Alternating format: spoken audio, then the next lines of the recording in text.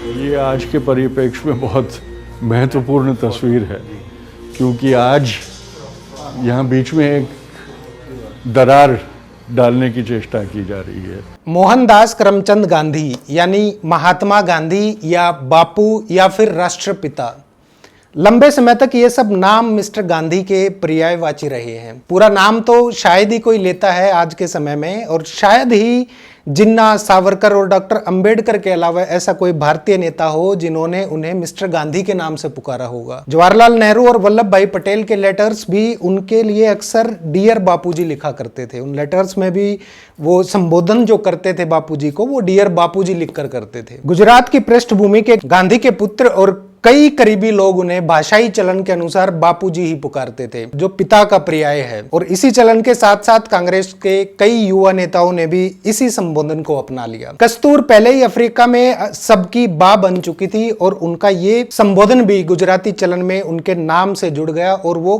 कस्तूरबा के नाम से जानी गई। चंपारण आंदोलन के बाद गांधी को नया संबोधन मिला, महात्मा। हालांकि ये बता पाना मुश्किल है कि किस व्यक्ति ने उन्हें कब इस नाम से पुकारा, लेकिन आमतौर पर इसका क्रेडिट रविंद्रनाथ टैगोर को दिया जाता है। श्री गांधी के सात्विक रहन सहन, गहन धार्मिक झुकाव और साधारण वेशभूषा के कारण उन्होंने बिहार और देश के आमजन को बेहद गहराई से प्रभावित किया, और इसी के साथ महात्मा उनका आम रूप से पुकारा जाने वाला नाम बन गया।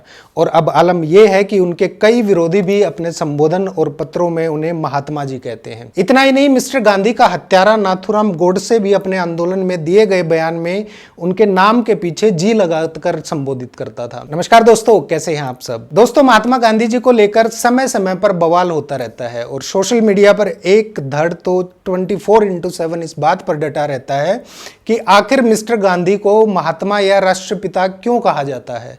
लोग आरटीआई लगाकर सरकारी रिकॉर्ड खंगालने की कोशिश करते हैं और आखिर में हाथ खाली रहते हैं, क्योंकि ऐसा ऑफिशियल कोई आदेश या कोई कागज मौजूद नहीं है। होगा भी कैसे। मिस्टर गांधी को महात्मा या राष्ट्रपिता की उपाधि आम जनता द्वारा उनके अच्छे कर्मों को लेकर दी गई थी, ना कि कोई सरकारी इनाम था ये। इस पूरी वीडियो में मैं मिस्टर गांधी को इस नाम से संबोधित कर रहा हूं, क्योंकि ये पूरी वीडियो महात्मा और राष्ट्रपिता के टाइटल के बारे में फैले मिस इन्फॉर्मेशन के बारे में उन तथ्यों को क्लियर करने के लिए है।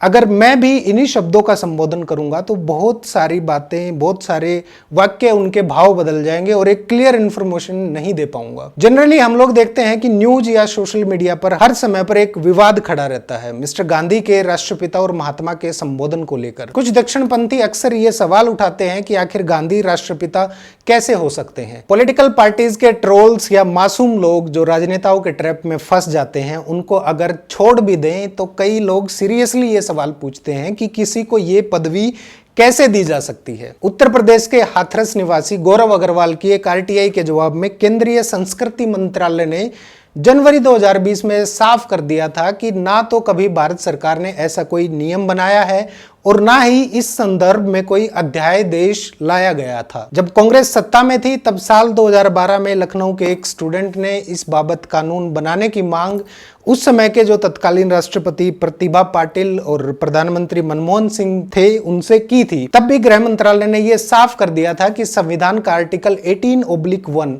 शैक्षणिक या सैन्य क्षेत्र के अलावा किसी भी मामले में ऐसी किसी पदवी के लिए कोई प्रावधान नहीं करता। एक और मामले में जब अनिल दत्त शर्मा नाम के एक व्यक्ति ने PIL दाखिल कर महात्मा गांधी को आधिकारिक रूप से राष्ट्रपिता घोषित करने की मांग की, तो उस समय के जो मुख्य न्यायाधीश जस्टिस AS बोबडे और 2 और जजों की पीठ ने यह तो स्वीकार कर लिया कि महात्मा गांधी राष्ट्रपिता हैं और देश उनका अत्यंत सम्मान करता है, लेकिन ऐसे किसी आधिकारिक अलंकरण की बात स्वीकार न करते हुए याचिका खारिज कर दी। हाल ही में विनायक दामोदर सावरकर के पोते रणजीत सावरकर ने एक विवाद के दौरान महात्मा गांधी को राष्ट्रपिता मानने से इनकार करते हुए सवाल उठाया कि हजारों वर्ष पुरानी सभ्यता का कोई पिता आखिर कैसे हो सकता है। ऐसे में यह प्रश्न उठना लाजमी है कि आखिर मिस्टर गांधी को यह संबोधन किसने दिया और उसके निहितार्थ या इम्प्लीकेशंस क्या थे। थोड़ा पीछे चलते हैं और बात करते हैं उस दौर की जब देश में भारत छोड़ो आंदोलन की लहर तेज थी और अंग्रेजों ने कांग्रेस को न केवल गैर कानूनी घोषित कर दिया था बल्कि इसके सभी प्रमुख नेताओं को बंदी बना लिया था। मिस्टर गांधी को उनकी पत्नी कस्तूरबा, निजी सचिव महादेव देसाई और कुछ अन्य लोगों के साथ पुणे के आगा खां पैलेस से गिरफ्तार किया गया था। नाम से तो पैलेस सुनकर महल का आभास हो रहा होगा, और अब इसे एक स्मारक के रूप में जिस तरह रखा गया है ये एक भव्य महल ही लगता है। लेकिन स्टैनली वोलपोर्ट ने अपनी किताब गांधीज पेंशन में बताया कि उस समय बगल से गुजरते नालों के चलते न केवल वहां जबरदस्त नमी रहती थी बल्कि मच्छरों का साम्राज्य था और मलेरिया होने की संभावना लगातार रहती थी। तो अब आप सोच लीजिए कि कैसा पैलेस या महल में गांधी जी थे। वोलपोर्ट उसे उस समय की सबसे बुरी जेल बताते हैं। यहाँ रहते हुए 15 अगस्त 1942 को मिस्टर गांधी ने अपने प्रिय सचिव महादेव देसाई को खो दिया और उनकी उम्र उस समय केवल 50 वर्ष की थी। इसके पहले ही 22 फरवरी 1942 को कस्तूरबा भी यहीं रहते हुए उनका साथ छोड़ गई थी। खुद मिस्टर गांधी की तबीयत इतनी खराब हुई थी कि ब्रिटिश प्रशासन ने उनके अंतिम क्रिया का भी इंतजाम कर लिया था। नेताजी उस समय जर्मनी से जापान पहुंच चुके थे क्योंकि भारत छोड़ो आंदोलन ने उन्हें बेहद उत्साहित किया हुआ था और वो भारत की आज़ादी का वो सपना साकार होते हुए देख रहे थे जो भारत छोड़ो आंदोलन के बूते पर उनको मतलब पूरा होता हुआ दिख रहा था, उनको साकार होता हुआ दिख रहा था। उन्हें लगता था कि एक तरफ आज़ाद हिंद फौज जापान की मदद से भारत में एंट्री करेगी और उसी समय भारत में चल रहे आंदोलन के दौरान लोग विद्रोह कर देंगे तो भारत से अंग्रेजों को भगाना आसान हो जाएगा। यहाँ पर एक बेहद जरूरी तथ्य भी सामने आता है जो रास बिहारी बोस से संबंधित है, जो लंबे समय से जापान में रहकर भारत की आजादी की कोशिश कर रहे थे। उनके जीवनीकार ताकेश नाकीजिमा ने उनकी जीवनी बॉस ऑफ नाकामुराया में लिखा कि एक दौर में वो सावरकर की तारीफ करते नजर आते थे, लेकिन साल 1942 में सावरकर के ब्रिटिश समर्थक रुख को देखकर निराश होते गए और कांग्रेस को भारतीय जनता का इकलौता प्रतिनिधि घोषित कर दिया। 22 फरवरी 1942 को कस्तूरबा की मृत्यु की खबर मिलने पर नेताजी ने मिस्टर गांधी को अपना शोक संदेश भेजा। इसके आरंभ में उन्होंने लिखा, श्रीमती कस्तूरबा गांधी नहीं रही। पूना में ब्रिटिश कैद में 74 वर्ष की आयु में उनका निधन हो गया था। देश में रह रहे और देश के बाहर रहने वाले 38 करोड़ 80 लाख भारतीयों के साथ मैं कस्तूरबा की मृत्यु पर गहरे शोक में साझेदार हूं। इस पत्र में उन्होंने महादेव देसाई को भी याद किया और कस्तूरबा के जीवन संघर्ष को याद करते हुए उन्हें भारतीय जन की मां कहा। मूल रूप से टेस्टामेंट ऑफ सुभाष चंद्र बोस के पेज नंबर 69 to 70 पर प्रकाशित इस पत्र का शीर्षक दिया गया है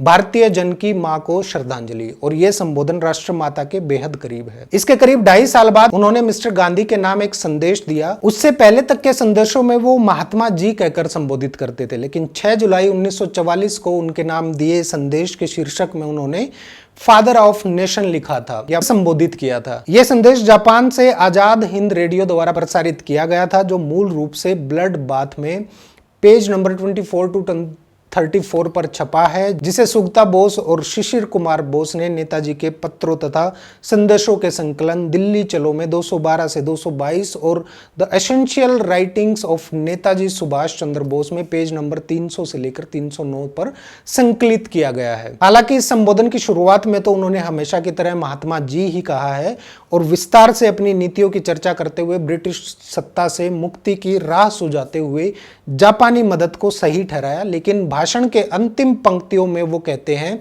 हमारे राष्ट्रपिता father of the nation, Bharat की मुक्ति के इस पवित्र युद्ध में हम आपके आशीर्वाद और आपकी शुभकामनाओं की कामना रखते हैं। और ये पहला अवसर था जब किसी ने उन्हें राष्ट्रपिता के नाम से पुकारा था। हालांकि तुरंत ये संबोधन प्रचलित या पॉपुलर नहीं हुआ, लेकिन जैसे जैसे लोगों तक पहुंचता गया वैसे ही मिस्टर गांधी को राष्ट्रपिता के नाम से पुकारा जाने लगा। तो यह था अब तक का पूरा अपडेट कि मिस्टर गांधी को महात्मा या राष्ट्रपिता किस आधार पर कहा जाता है। मैं आशा करता हूं कि इस वीडियो के जरिए लोगों में कुछ भ्रम, कुछ भ्रांतियां या मिस इन्फॉर्मेशन कुछ दूर हुई होगी।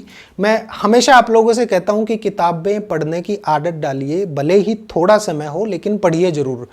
आज के समय में बहुत सारी बातें भ्रमित करने वाली होती हैं जिनकी पकड़ हमारे सोशल मीडिया पर तो है ही, लेकिन अब वो हमारे व्हाट्सएप से होती हुई हमारे घर के व्हाट्सएप ग्रुप तक पहुंच चुकी हैं।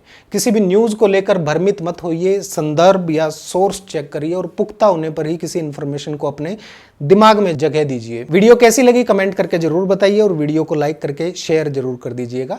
नमस्कार। ये आज के परिप्रेक्ष्य में बहुत महत्वपूर्ण तस्वीर है, क्योंकि आज यहाँ बीच में एक दरार डालने की चेष्टा की जा रही है, लेकिन इस तस्वीर में दिखता है कि दोनों में कितनी आत्मीयता थी और कितनी सद्भाव थे। और सुभाष बाबू वो पहले नेता थे जिन्होंने बापू को फादर ऑफ द नेशन कह के संबोधा था। उसके पहले बापू को कभी पब्लिक तौर पे फादर ऑफ द नेशन किसी ने नहीं कहा था, सुभाष बाबू ने कहा था।